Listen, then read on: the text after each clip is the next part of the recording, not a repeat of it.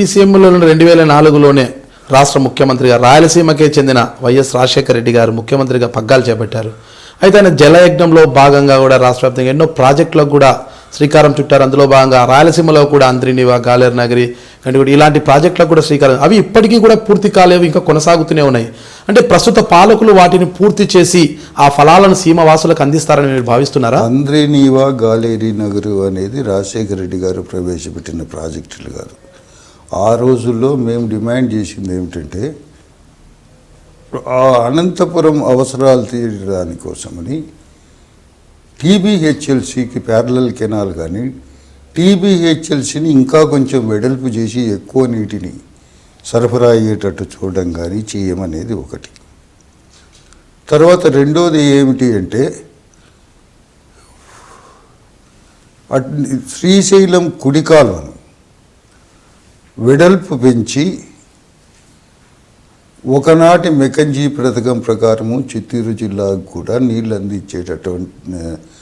అందించేందుకు కొన్ని ప్రాంతాలు, చిత్తూరు జిల్లాలో కొన్ని ప్రాంతాలకు నీళ్ళు అందించేదానికి సాధ్యమయ్యే విధంగా ఇంకా వెడల్పు చేయమనేది.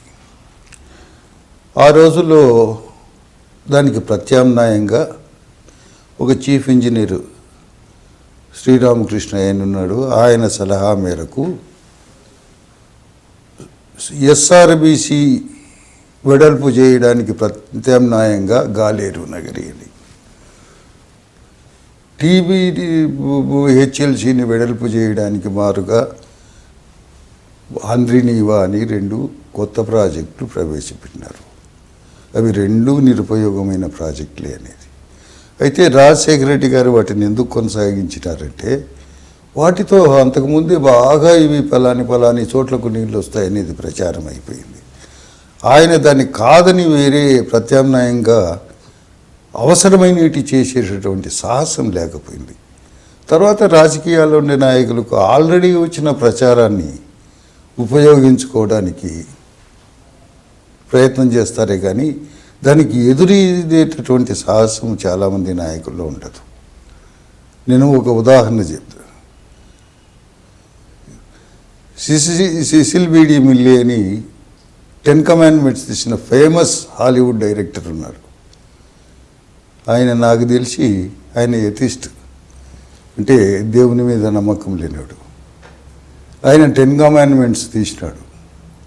ఏది క్రీస్తు చరిత్రను గురించి, దేవుణ్ణి గురించి. ఆయన అడిగినారు అప్పుడు, నువ్వు ఎథిస్టువు కదా, నువ్వు ఎందుకు తీసినావు ఇది బైబిల్లో ఉండే కథను ఆధారంగా ఎందుకు తీసినావు దీన్ని అని. 3000 ఏళ్ల ప్రచారాన్ని నేను ఎందుకు ఉపయోగించుకోకూడదు? నేను ఒక ప్రొడ్యూసర్ను, నాకు ప్రచారం అనేది అవసరము, కాబట్టి తప్పకుండా నేను యూటిలైజ్ చేసుకుంటాను అన్నాడు. అట్లాగా రాజకీయ నాయకులు కూడా ఏంటంటే ఆల్రెడీ ఉన్న ప్రచారాన్ని ఎదిరించి ఒప్పికట్టుకోవడం. ఎందుకంటే ఈ నీటిపారుదల ప్రాజెక్టులో ఒక ఇబ్బంది ఉంది. ఏది నీకు 1-2 ఏళ్లలో పూర్తి అయ్యేటి కాదు, అన్నీ టైం టేకింగ్. దాని ఫలితం వచ్చే వేళకు చాలా టైం పడుతుంది. ఆ టైం వరకు వెయిట్ చేసేటువంటి ఓపిక రాజకీయాలకు ఉండదు.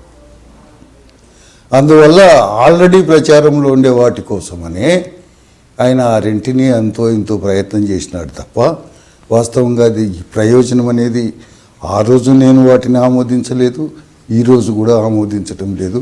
ఊరికి కన్నీళ్లు తుడుపు కోసమని తయారు చేసేటివే తప్ప వాటి వల్ల ప్రయోజనం ఉండదు.